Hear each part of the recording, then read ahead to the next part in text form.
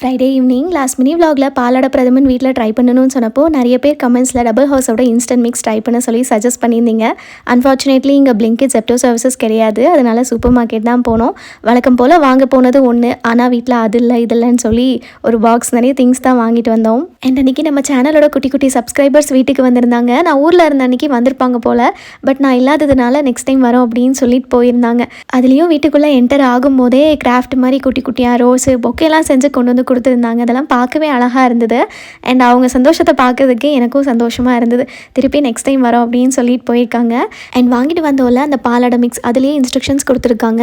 1 litre full cream மில்கை நல்லா கொதிக்க வச்சுட்டு அதில் இந்த இன்ஸ்டன்ட் மிக்ஸை சேர்த்து 15 to 20 மினிட்ஸ்க்கு நல்லா அந்த பாலாடை வெந்து திக்கானதுக்கப்புறம் நெய்யில் வறுத்த திராட்சை முந்திரி சேர்த்து கலந்தாச்சு.